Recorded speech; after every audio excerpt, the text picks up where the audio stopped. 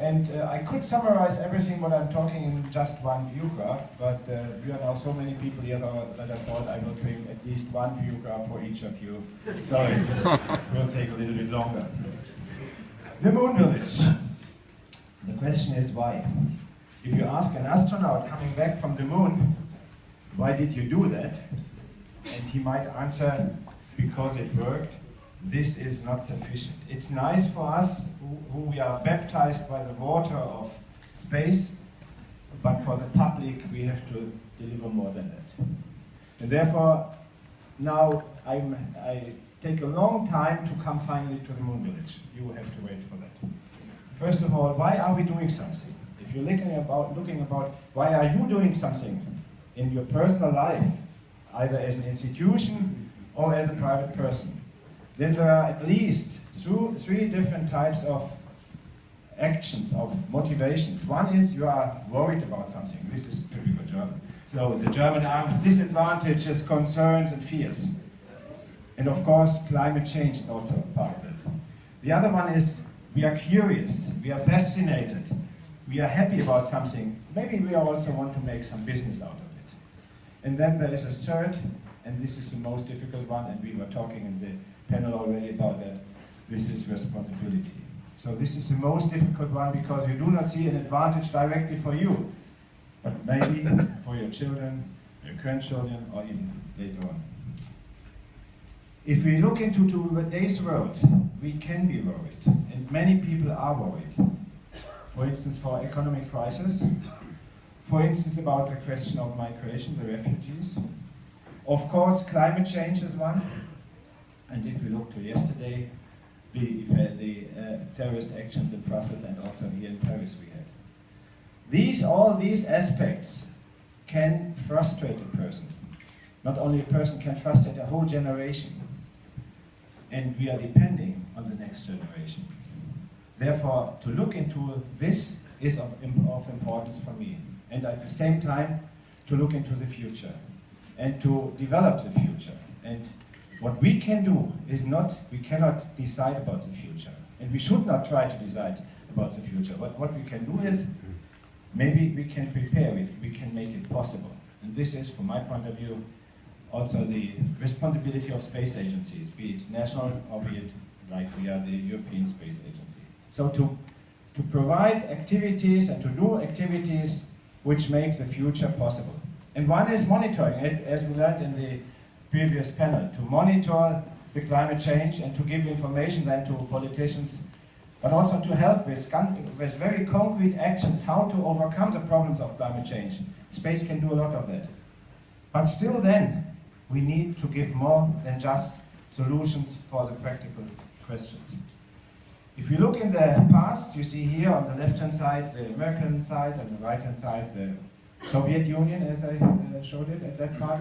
So it was the race in space, and of course it's Wernher von Braun's birthday today, who was the one who was leading the Americans to the moon. And this was then the first man on the moon and also the second one. At the same time, the Soviet Union sent a lunokhod to the moon, and so it was really a race in space. This was fascinating, but it was race in space. Now we are in a totally different world, and I call that Space 4.0. We are in cooperation beyond earthly crisis. So what we should try and what we can do is, even when we have some wars on Earth, when we have conflicts on Earth, in space we can work together. And if you ask astronauts, they all will say you, we did not see any border from space, which is very nice. So you don't see the borders, and that makes really you're working beyond borders. So it's not only Soyuz and Apollo having rendezvous and docking in 1975, but it's also about today with the International Space Station having together America, Russia, Japan, Europe with 22 member states and Canada in addition. So all of them are working together in the International Space Station and flying even during periods of crisis in a tiny Soyuz capsule. And I took this picture because it shows Not a German astronaut, this is wrong. It's a European astronaut with a German accent. It's a Russian cosmonaut and an American astronaut. They were flying together to the ISS, and when you witness this directly over there in Baikonur, then you know what global cooperation can be. And space can do that. So we have some heritage. I call it now the European heritage, but for all the Americans and Japanese and so on, you just substitute European by human heritage. It's democracy. I do something wrong with the mic. I don't know where, but over here, over here, over here. Okay, elsewhere. Over here. No, I don't know. It's not here. It's not here. No, no. Okay. Democracy, human rights, very important. Diversity of cultures, and of course gender. Philosophy and arts, science and development, but also pioneering and exploration. This is a little bit forgotten in our day.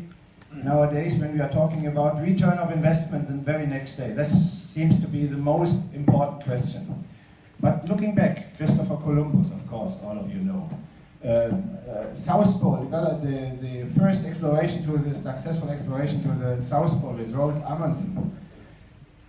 They did not go there to find gold. Of course not. There was no return of investment on money-wise directly. Of course, afterwards, Norway was in the books of history. Or to go up to the Mount Everest again. Still people are doing that today. So it seems to be there is something in our genes to go beyond what we do not know so far. And then there's another example, Jacques Picard. And that took different nationalities, as you saw. Going down to the Mariana Trench, 11,000 meters deep. By the way, do you know that this person, Jacques Picard, has a direct link to Enterprise? You know that boy, the guy in the middle? His name? What is wrong with me? I have only one. Okay, no, if you still hear me, it's okay. If not, I do it closer. Okay. The only difference is one C. But the movie maker really decided to take Jean-Luc Picard as an heritage of the Picard family. Interesting enough, he is born 2305 in La Barre in France. The actor is Patrick Stewart, born 1940 in Mayfield in UK, and he is playing an American commander of Enterprise. So he in himself is at least three nations in once. And if you saw the American movie, the original movie, and I'm sure some of you saw it, then he has a very British accent in that movie. So this is, again, so it's international exploration. And these are the explorers of today of Europe. The European astronauts of different accents or nationalities. And they are going to different places, and whenever they fly, we have a direct effect here in Europe. So they give this fascination, this inspiration, this motivation, they give back to people. Like also the robotic mission Rosetta. And what's next? Where to go afterwards, after the International Space Station? And this is now coming closer to the question of the moon village. When I was thinking about what should be after the International Space Stations, I did not start and said, okay, let's go to the moon. What I did is I looked into what should we do in exploration as a next step. And I said, okay, it should be human and robotic. It should be, of course, we have to consider microgravity as an important aspect, for instance, for medical investigations. We should have the possibility of fundamental research, and it should be international. It should be inspiring, not boring, but also useful. And of course, it should be science and development necessary. It should be also a springboard or a pit stop, or however you call it, for future deep space travels. There should be, and this is already some difference to the International Space Station, having an independent access for very different actors, be it public, be it private, from different nations worldwide. And it should be more than a single mission, not to go there and go back, but to have really something more sustainable. and it should have multi-purpose, and again, this Space 4.0 should be the basis. And when I had all of this written down, I thought, okay, now you have to look to something you can really present as your personal opinion, how to realize this. And I said, okay, I need two things. One is I need some activities in Earth orbit, and the other one is I need an international exploration activity. So the first one is in the public, usually not mentioned, interesting enough. Also, I think it's very important. The second one is, I can tell it already, it's the Moon Village. But the first one. We have in Europe a very nice experiment performed. This was the IXV, a re-entry vehicle, which was launched with Vega and then was landing in water. So we can use this for the future by doing really microgravity research. So we're using the new Vega launcher, we are using a new updated IXV, and then we can do in space microgravity research, we can do some robotic actions, especially also for space debris removal. This would be one possibility. Another possibility, which looks very similar but is a little bit different, we take the Ariane 6 launcher, we take another spacecraft, in this picture, for instance, an American one, and with that one we can also again do microgravity research, now also with humans. We can do robotic actions and space debris removal. Question is now for the other part, the exploration part, where to go. Of course, there are different possibilities. Stephen Hawking is saying, okay, we have to leave the Earth anyhow. The only question is when. I mean, he's right.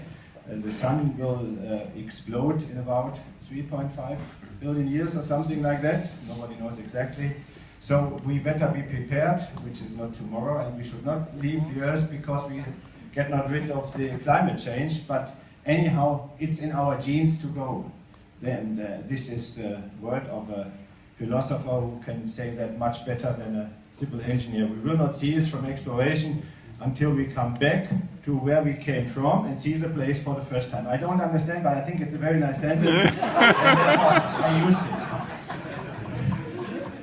And Europe and the United States of America are ready for that. We are part of the new SLS system by providing the service model. So this is a multi-purpose crew vehicle, and this is the European service module, which will be flying together. And therefore, we are for the very first time on the critical path of a very nice launcher and transport method.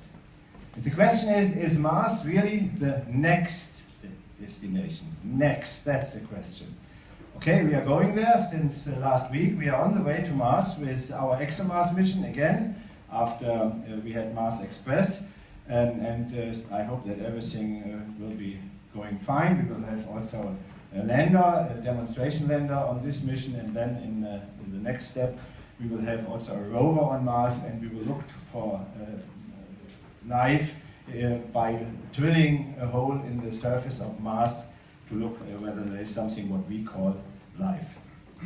But to go to Mars is not that easy. If you go there and you want to come back, and this is what I'm always intend to do, then it takes about 2 years. You can make it a little bit faster, but something like 2 years. But the problem is, first of all, this duration. So you remember Apollo 13. Apollo 13 went to the moon, and after a couple of days, or second day, they had some problem. Houston, we had a problem, you know this.